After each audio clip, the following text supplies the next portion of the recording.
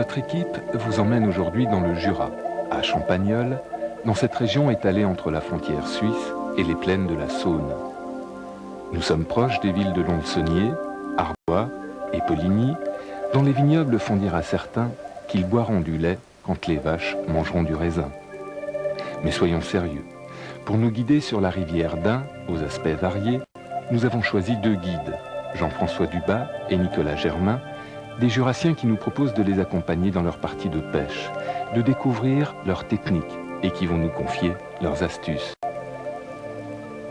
Nous évoquerons aussi les années 60 avec un octogénaire à la mémoire sensible, Maurice Balland.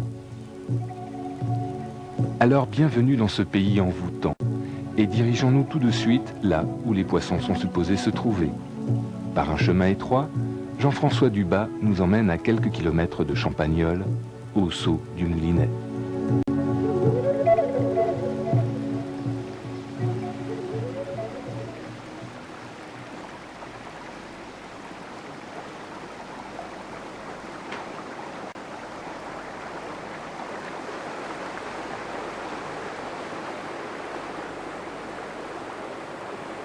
Regardez dans ce petit trou, il pourrait y avoir quelques petites truites. On va approcher tout doucement. Net, dans cette région, les moucheurs se servent souvent d'une canne de 9 pieds. Jean-François l'apprécie, car elle est précise et douce, dit-il.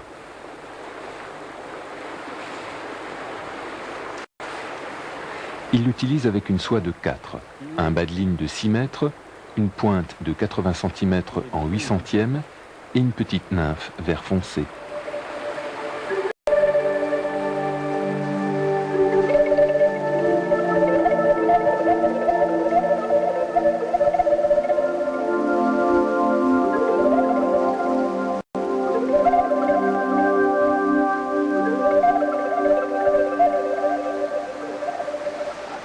une petite là. Ah, toute petite truite, elle est belle.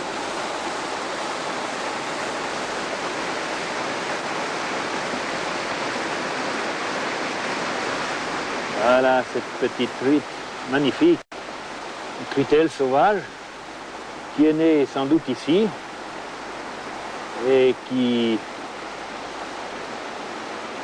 Ses parents ont remonté ce petit ruisseau là pour frayer et qui ont donné cette magnifique petite truite qui, une fois qu'elle aura 20-25 cm, sans doute redescendra ce petit ruisseau pour continuer ses jours dans la rivière d'Ain. On l'a décroché délicatement. Voilà. Et on va la relâcher. Voilà. Allez. C'est des belles. Être un bon pêcheur à la mouche passe par une connaissance du cours d'eau et aussi de ses habitants. Et bien voilà, ces fameuses crevettes d'eau douce qui sont très appréciées de nos truites de l'Ain.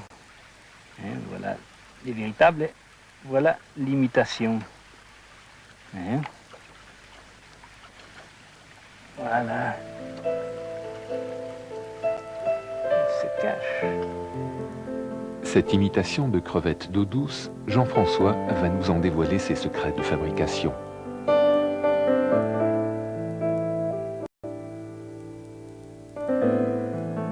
Pour fabriquer une crevette d'eau douce qu'on trouve dans notre rivière d'Ain, on va commencer par prendre un hameçon K10 de 16 ou 18. Une soie de montage beige.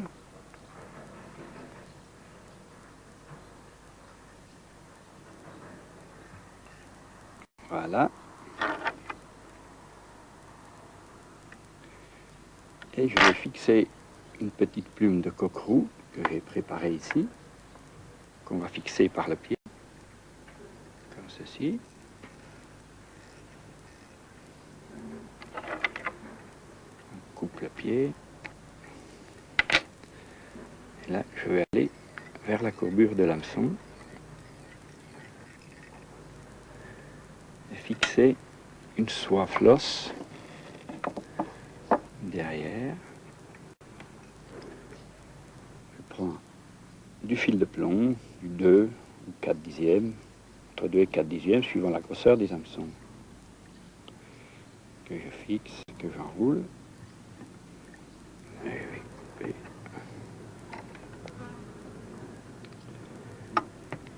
Voilà.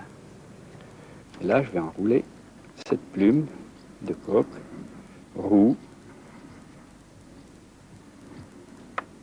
Voilà. En spire, bon, assez espacé, hein. C'est pas nécessaire qu'il y ait beaucoup de petites pattes dessous. Voilà. Que je vais fixer derrière. Voilà. Je coupe l'excès. Là, je vais fixer une petite plaque de plomb que je vais poser dessus, ce qui rabat les petites fibres en dessous qui vont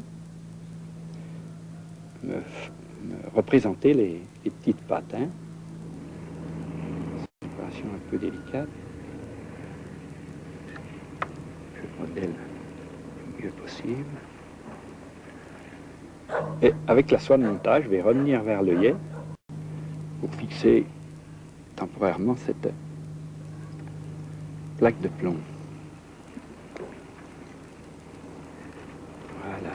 Et là, je vais arrêter ma soie de montage. Je vais faire un nœud de finition, que les moucheurs connaissent bien.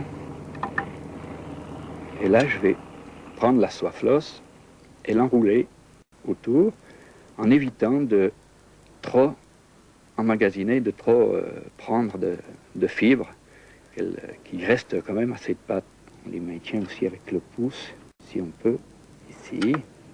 Et pour finir, du vernis, en plusieurs couches, hein, parce que cette fibre absorbe beaucoup le vernis.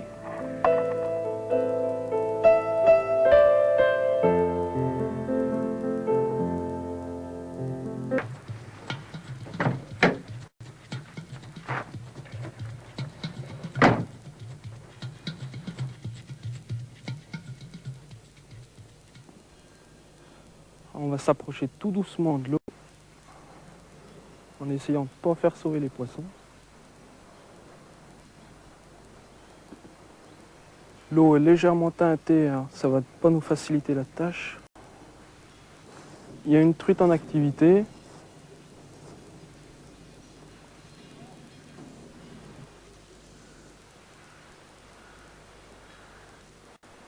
Et voilà qui s'approche. Elle y est.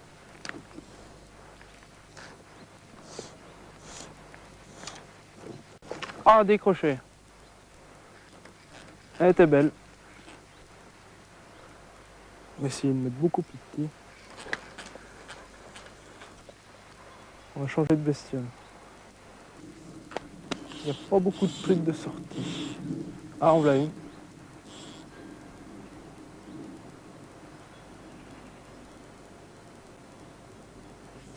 Elle y est. Alors là, le danger, elle va aller sous les saules.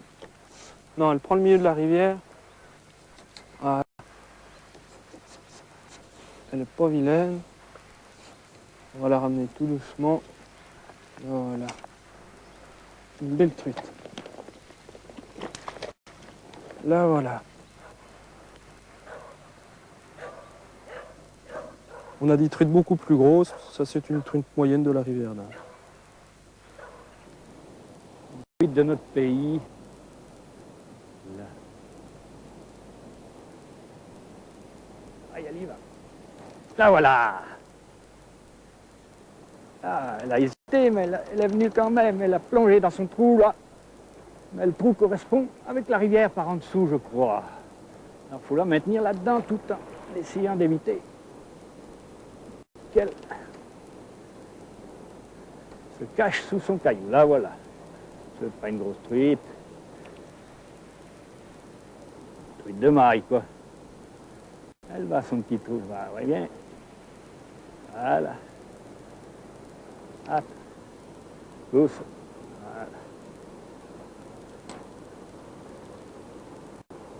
Allez. On va la mettre à l'épuisette. Mais... Voilà. Tu as été gentil avec moi parce que tu es parti, tu es revenu. Puis tu as quand même voulu bien attraper cette petite nymphe, qui est toute petite. Hein. Ah, elle piquait celle-là. Allez, va. Hop là. Elle repart à son trou. Mais revenons à la pêche et en particulier à cette spécialité qu'est la pêche à la nymphe. Tous les moucheurs vous le diront, le plus difficile est de savoir quand la truite a pris la nymphe sous l'eau et donc à quel moment il faut la ferrer. Nicolas, notre jeune pêcheur, nous confie son truc, son astuce qui permet de repérer la touche, donc de ferrer la truite juste au bon moment.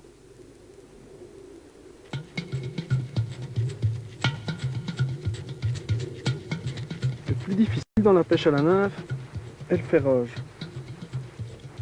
Alors j'ai un petit truc pour cela.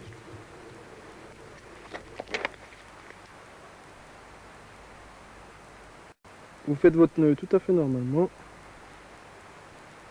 Le nœud qui raccorde la pointe au porte-pointe de votre bas de ligne.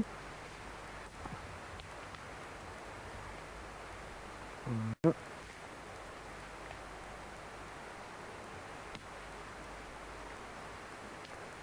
Et au lieu de couper l'excédent de fil à ras du nœud, comme on le fait normalement, on va laisser environ 1 cm de chaque côté.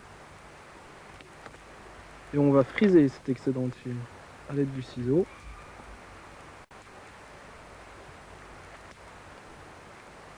Voilà. Et pour aider à mieux voir ce nœud, légèrement de graisse par-dessus.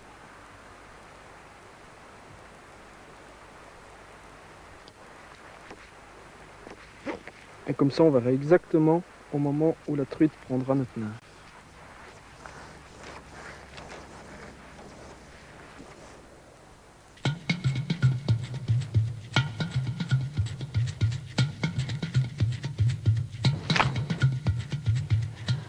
Encore bien jeune, ce pêcheur, mais déjà beaucoup d'expérience. À mon avis, il est allé à bonne école.